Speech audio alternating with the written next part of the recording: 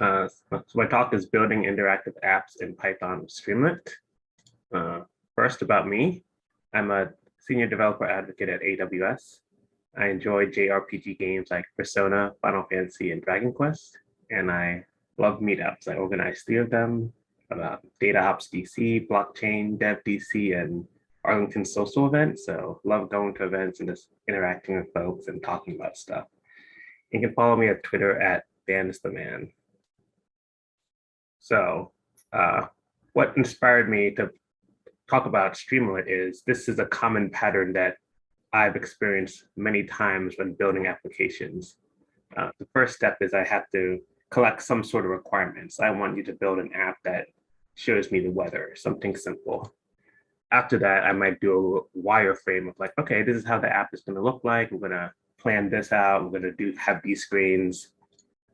And next, I'll probably code it in some framework, React using JavaScript, HTML, CSS, have a backend Flask API, backend server, a lot of steps involved in just creating that simple app. And then eventually I might get more requirements. Hey, I need you to update this. I need you to do this. And then you have to start this entire process over again.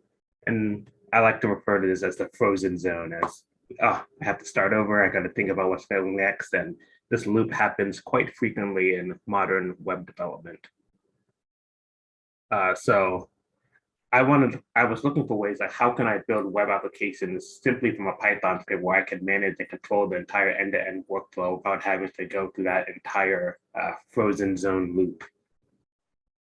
And then Streamlit is an open source thing that really streamlined that development. So it turns scripts into shareable web applications in minutes, all in pure Python. So no front-end experience is required. So don't need to know HTML, CSS, JavaScript, React, Vue.js, Angular. There's so many JavaScript frameworks, and sometimes that can be overwhelming. And coming from a Python background, I just like to do everything in pure Python and just be able to develop the application logic, business logic, visual logic, all within one application. And Streamlit has been that solution for me. So the Streamlit workflow is just have an API script, and then you can create a application straight like that. So this is an example code, import Streamlit from ST, import pandas, hello world, read a data frame, and then you can have a line chart. So if you try to do something like this in JavaScript, you have to import like something like D3 library, you have to add all this extra stuff, you have to make an API call to get your pandas data frame. So it just really streamlines simple applications like this. Something like this in JavaScript, CSS, HTML would probably take hundreds of lines of code where you have like literally like 6 lines of code to demonstrate that. So very powerful framework. So next I'm gonna walk through an example app that I built to highlight Python WebConf.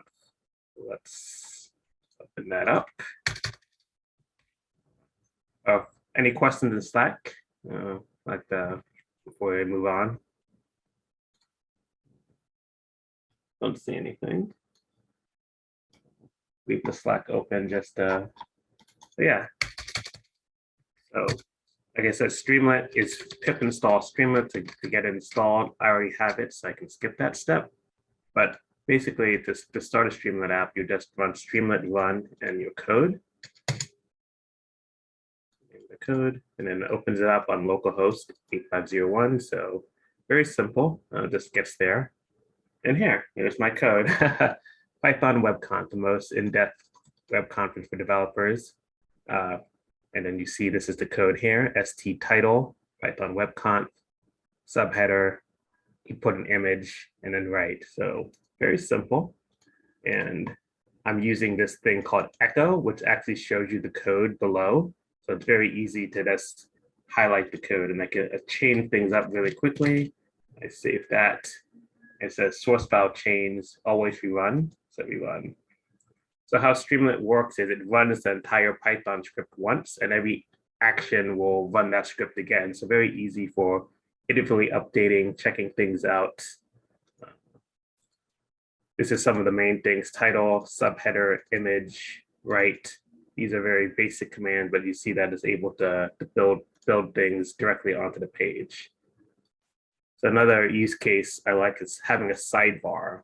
So you got to comment that sidebar. So sidebar puts all the elements on the sidebar. So here I do sidebar title, sidebar image. Here I'm having different home pages, and then I have a select box. And then if the home page equals this, go to that other page. And if it's an error, invalid page. So very simple logic, and let's show you how it looks. There you go. You have a sidebar. I have home, playground. We see we have two homes. And why is that? Because I called home page twice in here. So if I comment this out, let's see that. Yeah, that's one home page. So this is a good way to have different pages on the application, having this navigation bar. So Streamlit makes it very easy to build multiple page applications. That was home. You see how I had the else ifs. So we can go to playground, schedule. But yeah, let me walk through team. So this is a team that annualized the Python webcon, so thank you for that. But you saw how I made it's very easy to make this type of page. So let's walk through the code of that. So go to team. So we said the header, meet the team, subheader, and then team data. So I mentioned having a CSV. The CSV is very simple. Let's open that up. Name, title, picture, LinkedIn, Twitter. So we get all the information of the organizers. And then from there, we're using a notion called columns. So columns allows you to lay out your application. So if you ever deal with HTML and setting up tables or use something like Bootstrap and have different column dimensions, this is very simple. I just say, I want 3 columns and that's that. And then basically for each column, I'm going to surrender the team member. So this is a data frame, nothing special there. We go to the definition, it's just show the image, write the name, and then you can actually embed markdown. So now I have a link to that person's LinkedIn, a link to that person's Twitter.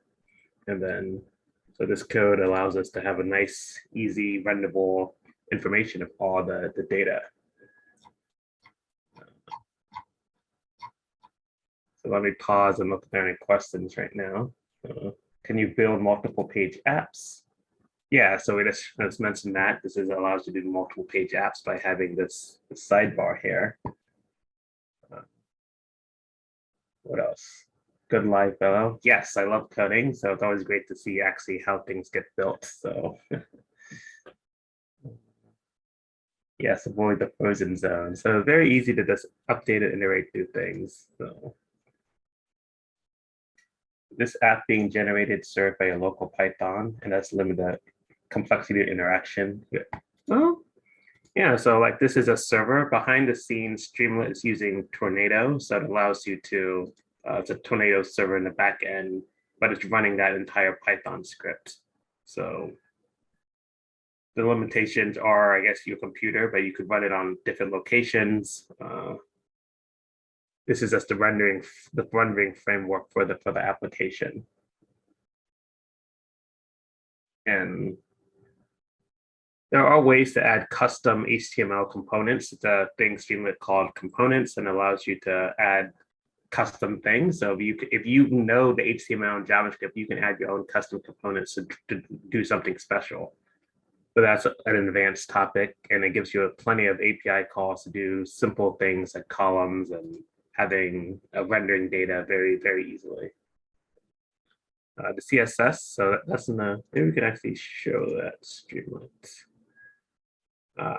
So you don't have to worry about a CSS, but if you want to, there's actual, this is the Streamlit API, and you can look at actual components where you can add in your own elements, basically. So let's see if I can find it.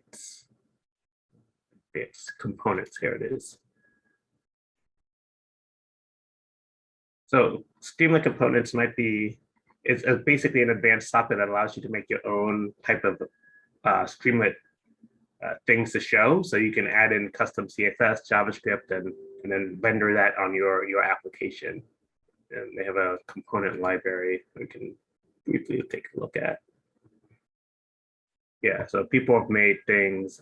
Someone has made a text editor you can just put in a Streamlit app, molecule things, annotated text. I mentioned D3, somebody used that. So it's very easy to just add your own custom stuff to Streamlit, but it gives you enough things to do that this is only for like very advanced use cases, which I haven't found a need for just yet, but people have. So people have installed Discus into a Streamlit application. So it's very cool that it gives you the flexibility to do that.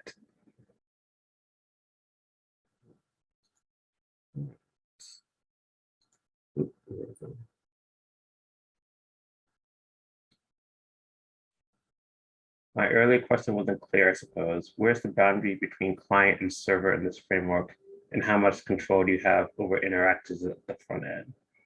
So the client server is, I guess, is embedded into this application is the server and it is the client. So I'm editing the front end here. So like this is a drop down box that I edited.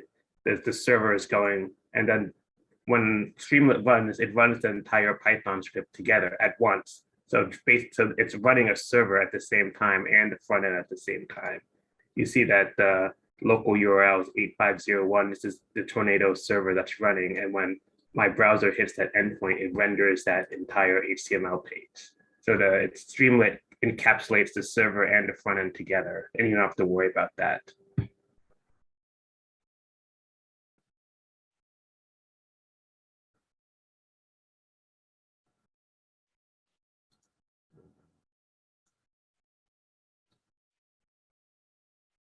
So the Python be compiled to JavaScript or WASM at any point.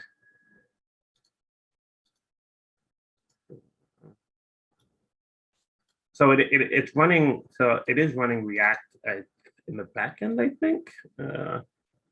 Like if I view the source, you can see it renders all this code that it's developing, HTML, CSS, all sorts of stuff. But that'll get into the internals of Streamlit, and I'm not quite sure how it works completely under the hood, but it is an open source. You can go to their GitHub and look at how it's compiling things, but that's a good thing to dive deep onto and understand the open source nature of it. Let me walk through the schedule page just so you can see some of the other elements. So this I'm using a collapsible menu. So something also cool. I think they're part of accordion menus. So this is just rendered the keynote session and then Tuesday sessions. Let me go to that code over there. Schedule page. Again, using CSVs, so I'm using pandas. So it's running the Python script. I have to be able to use the pandas modules. By using the expander, I can put stuff inside that expander. So same thing, I'm using keynote, title, speaker, and then I'm writing. Now see, I have 7 columns, so very easy to just expand those columns and then write the data I need. So here we're just writing the header information, and then we're writing the code for each of the schedules. So very simple to build different type of applications, different type of interactive qualities. If you try to do this in HTML, CSS, like having to install Bootstrap and adding other things can be kind of annoying. So I like the simplicity of developing that type of front end functionality with just a Python script and able to add in native Python, like using pandas directly in a front end application. Let's see. The other page, the playground page, shows some cooler things. So, and when Streamlit was first conceived, it was built for data applications, but I find it is more generally broad than just dealing with data, but they push a lot of the data stuff. So here's an example application I built. So this is measuring. So this allows me to create a bar chart from this iris data. So this is famous machine learning data set about different flower types based on the length, the width, the petal length, and the type of species.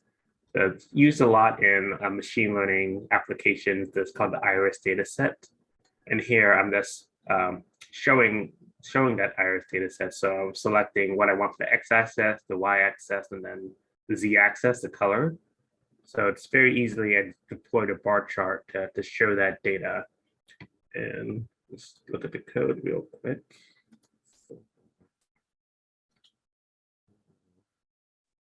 Bar chart. So load the data and then run the bar chart. And then bar chart, I'm using, this is called Altair. It's a library to make graphs. So it's running a native Python code. You need to have that module. And it's very easy to just get the data. I'm using Streamlit, the select box, to say what I want for the x-axis, what I want for the y-axis, what I want for the z-axis.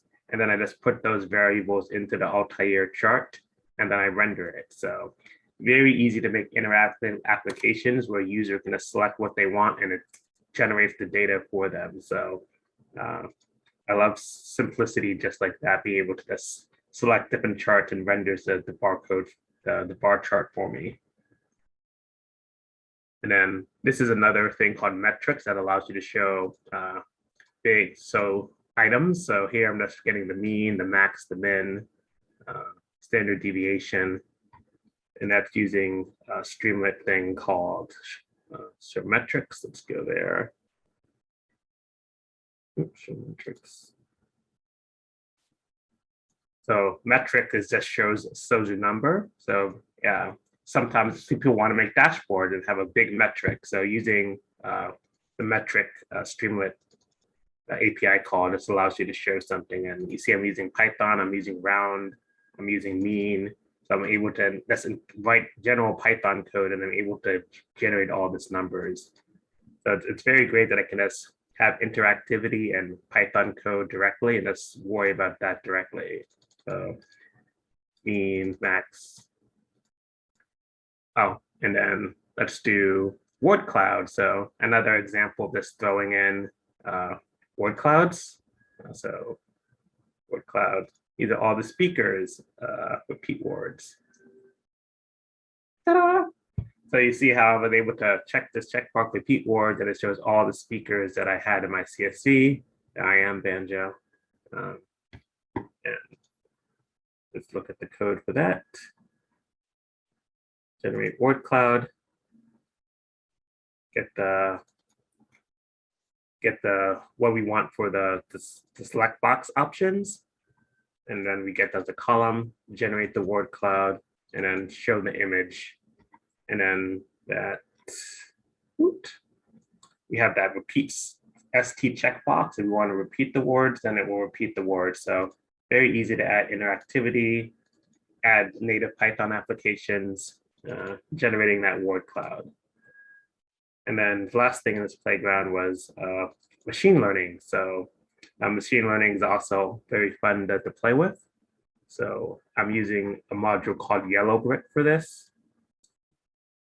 So the idea is I can easily add a classification for it using this Gaussian native Bayes machine learning model, which is going to attempt to find how to separate the different flower classes based on the features. So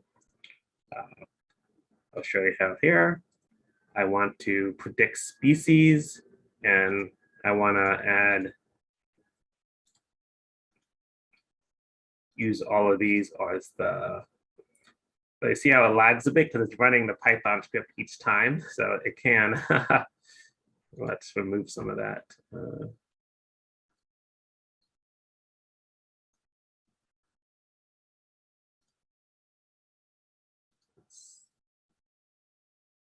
Yeah, so running the Python script each time can, so you have to architect your app to bypass some of that depending on what you're doing, but for this example, it's fine. So there, now just ran a machine learning model to how to classify each of those flower species based on the inputted parameters.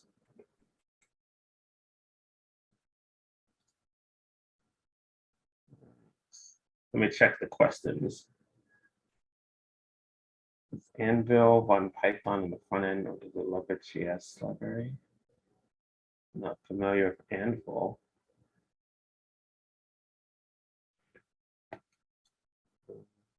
But yeah, this is the app, and Streamlit does have a way to easily actually run the code in the cloud. So I made the GitHub repo with my code.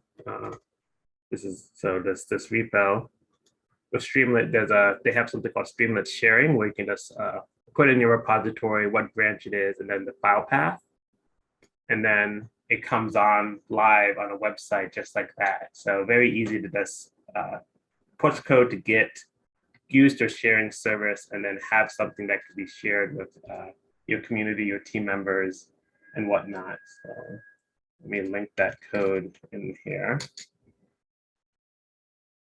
So I linked the link to this page in Slack.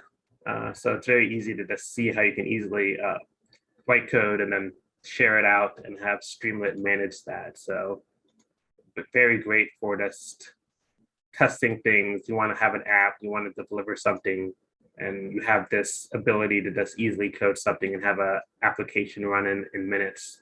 And you can specify secrets, and you have to make like a requirements.txt so for your application, but it allows you to just package up an entire application, have your native Python code, your applications you want, and just run it and then share that. So I really like the power of just being able to encapsulate an application like that and just share it very easily.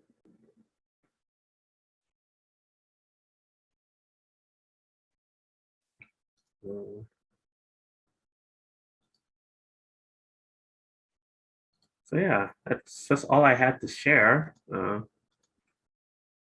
Happy to take other questions or read through. So it's very easy to I wanted to highlight what Streamlit can do and show you how you can leverage it and build your own applications. Thank you so much, Banjo. This was really fun and informative, and I really loved the demo on the whole PwC site. So awesome, loved it. Yeah, so if anyone has any questions, you can drop them in Slack. I know there are a few that folks were asking. So Eli was asking, where's the boundary between client and server in this framework, and how much control do you have over interactiveness on the front end? Yeah, they've been talking about, see, there's quite a conversation in the Slack. But yeah, the client side, it compiles it to React Streamlit itself. So we can actually look at their GitHub. So it is open source, so you can see the code, see how they're doing things, but the idea is you don't have the server client, it's all connected as one. You don't have to think about that. So removing, like I said before, I would have to like make a Flask application and make a API endpoint and have the JavaScript read that. Like you don't have to worry about that at all in Streamlit. So it removes that entire server client framework that you're used to in developing typical web application. You just write your Python code in that script, and that is the server, that is the client. So you just have to remove yourself from thinking from the server client mindset that happens in traditional development.